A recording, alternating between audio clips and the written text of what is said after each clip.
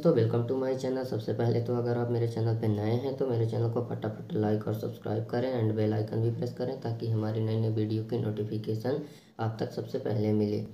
तो दोस्तों, आज का जो हमारा टॉपिक है वो है एवरेज यानी कि औसत। Most important question for all exam की दृष्टि से देखेंगे दोस्तों। तो चलिए दोस्तों, बिना किसी देरी के वीडियो स्टार्ट करते हैं। तो देखते हैं दोस्तों कि हमारा जो पहला प्रश्न है वो इस प्रकार से है कि 7 संख्याओं का औसत 8 है। यदि उनमें से एक संख्या और जोड़ दी जाए तो औसत 9 हो जाता है, तो जोड़ी गई संख्या कितनी होगी दोस्तों। इसमें से 4 ऑप्शन दिए गए हैं, 12, 11, 16 और 14। इनमें से 4 ऑप्शन में कोई एक ऑप्शन सही होगा दोस्तों। इसको सॉल्व करने की हम जो है तो आपको बहुत ही सिंपल सी ट्रिक बताएंगे दोस्तों। तो दोस्तों, यहाँ पे जो है तो हम क्या कर लेते हैं, जैसे जो है तो हमको क्या दिया है, 7 संख्याओं का औसत। तो ये 7 संख्या का जो है तो हम इसमें जो है तो औसत में क्या करेंगे दोस्तों, गुणा कर लेते हैं पहले। तो 7 गुणे 8 हो गया, तो 8 सते 56 आ गया दोस्तों। उनमें से एक संख्या और जोड़ दी जाए, जैसे 7 संख्या है ना, तो अब इसमें एक और हम प्लस कर दें दोस्तों। ठीक है, एक और हम क्या कर दें, प्लस कर दें, तो हो जाएगा 8 गुणे प्लस कर दें जोड़ दें तो औसत 9 हो जाता है। 9 हो जाता है, 8 9 72। अब क्या करते हैं दोस्तों, इन दोनों को हम घटा देते हैं। ठीक है, तो 72 और 56 को जब हम घटाएंगे 16 आया। यही हमारा जो है तो फाइनल आंसर आ गया दोस्तों। यानी कि जो है तो 7 संख्याओं का औसत 8 है। यदि उनमें से एक संख्या और जोड़ दी जाए तो इसका औसत 9 हो जाता है। तो जोड़ी गई संख्या क्या है दोस्तों, ये 16 है। तो नंबर 2 जो है तो ये क्या कहता है कि 5 संख्याओं का औसत 27 है। यदि उनमें से एक संख्या निकाल दी जाए। ठीक है, 5 संख्याओं का औसत 27 है। अगर उनमें से एक संख्या निकाल दी जाए, यानी 5 संख्या में एक संख्या निकाल दी जाए, तो औसत 2 की कमी हो जाती है। जैसे 27 है ना, तो इसमें 2 कम हो जाएगा। तो इसको सॉल्व करते हैं दोस्तों। जैसे 5 संख्याओं का औसत 27 है, तो पहले हम क्या करते हैं दोस्तों, इसका इसमें गुणा कर लेते हैं। ठीक है, संख्याओं का और औसत में गुणा हो जाता है। 5 गुणे 27, 7 पन्ना 35, हासिल 3, 5 दूनी 10, 3 13, 135 आया दोस्तों। ठीक है, यदि उनमें से एक संख्या निकाल दी जाए, जैसे ये 5 संख्या है ना, तो एक संख्या हम निकाल देते हैं, तो कितना हो जाएगा 4। ठीक है, निकाल दिए तो औसत में 2 की कमी हो जाती है। जैसे ये औसत है, इसमें 2 की कमी हो जाएगी तो 25 हो जाएगा दोस्तों। ठीक है, 5 चौको 20, 4 दूनी 8 2 10, 100 हो गया। अब हम क्या करते हैं, इन दोनों को घटा लेते हैं। जब हम घटाए तो हमको कितना मिल गया, 35। यही हमारा जो है तो फाइनल आंसर आ गया दोस्तों। यानी कि जो है तो निकाली गई जो संख्या है वह क्या है दोस्तों, 35 है। ठीक है, 5 संख्याओं का औसत 27 है। यदि उनमें से एक संख्या निकाल दी जाए तो औसत में 2 की कमी हो जाती है। तो निकाली गई संख्या दोस्तों 35 है।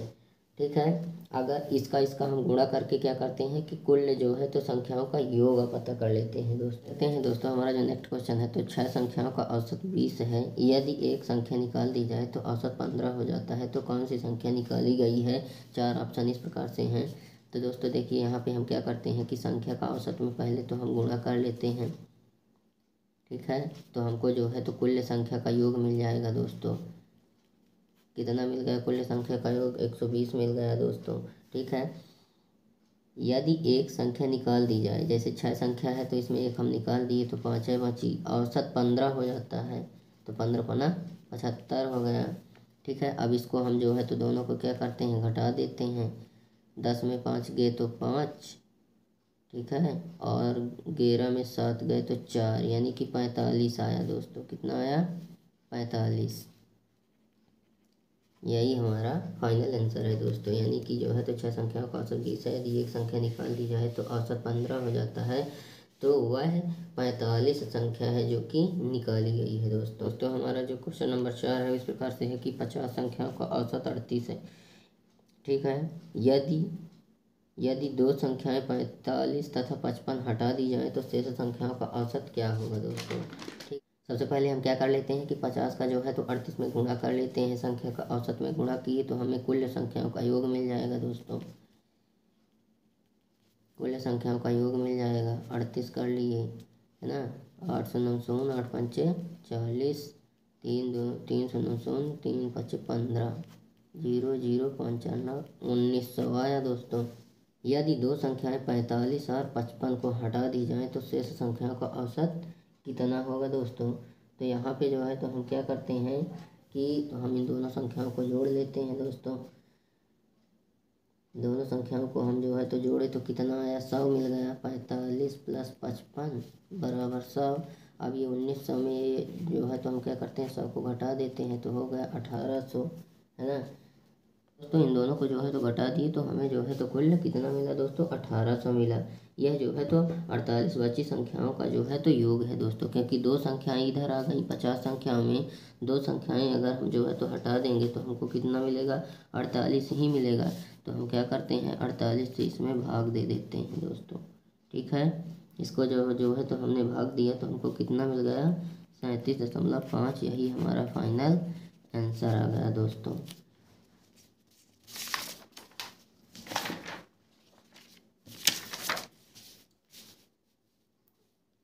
नेक्स्ट देख लेते हैं दोस्तों। हमारा जो क्वेश्चन नंबर 5 है वो इस प्रकार से है कि एक नाव में बैठे हुए 5 व्यक्तियों का औसत भार 38 kg है। नाव व उसमें बैठे व्यक्तियों का औसत भार 52 किलो है। तो नाव का भार ज्ञात करना है दोस्तों कि नाव कितना जो है तो नाव का भार क्या है। 5 व्यक्तियों का औसत भार 38 है तो हम इसको कर लेते हैं। 5 व्यक्तियों का औसत भाग 38 से गुणा कर लिए। 8 पंचे 40, 3 पंचे 15, 190 आ गया दोस्तों, है ना। नाव और उसमें बैठे व्यक्तियों का औसत भार 52 kg है ना। तो अब हम क्या करते हैं, यहाँ पे 5 व्यक्तियों का औसत भार तो ये निकल के आ गया। ठीक है, यह जो है तो 5 व्यक्तियों का औसत भार है। 5 व्यक्तियों का औसत भार कितना मिल गया हमको, 190 मिल गया। अब 5 व्यक्ति व एक नाव, अगर हम यह मान लें कि 5 नाव को भी हम एक व्यक्ति मान लें तो 6 व्यक्ति ना हो जाएंगे, 5 ठो व्यक्ति और 1 ठो नाव, यानी कि 6 व्यक्ति हो जाएंगे दोस्तों। तो हम क्या करते हैं, हम जो है तो यहाँ 6 गुणे 52 कर लेते हैं, क्योंकि 52 kg है ना। एक नाव और उसमें व्यक्ति बैठे जो है तो कितने हैं, 52 kg। तो 6 2 छक्के 12, 5 6 पंचे 30, 1 31, 312। अब क्या करते हैं दोस्तों, हम 312 और इसको जो है तो घटा देते हैं, यानी कि क्या कर लेते हैं, हम घटा लेते हैं। 312 माइनस 190, 2 आ गया, 11 में 9, 2 1, है ना। तो हो गया, कितना मिल गया हमको, 122। यही हमारा जो है तो फाइनल आंसर आ गया दोस्तों। नेक्स्ट क्वेश्चन जो है तो दोस्तों इस प्रकार से है कि एक क्रिकेटर का जो है तो 10 पारियों में रनों का औसत 60 है। ठीक है, कोई एक क्रिकेटर है जिसके जो है तो 10 पारियों में रनों का औसत 60 है, तो 11वीं पारी में कितने रन बनाए जिससे उसका औसत रन बढ़कर 62 हो जाए। तो पहली बात तो हम 10 पारियों में 60 है तो इसको गुणा कर लेते हैं।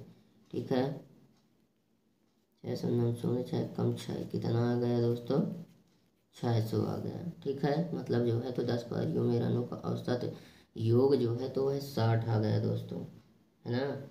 अब क्या करना है कि 11वीं पारी में वह कितने रन बनाए। ठीक है, 11वीं पारी में कितने रन बनाए, तो इसको जो है तो दोस्तों की जो है तो उसका औसत रन बढ़कर 62 हो जाए। तो 11वीं पारी में कितने बनाए,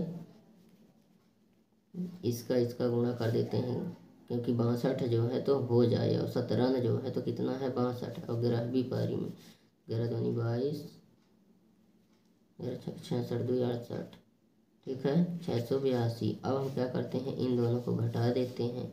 तो घटाने के बाद हमको 82 मिला और यही जो है तो फाइनल आंसर आ गया दोस्तों।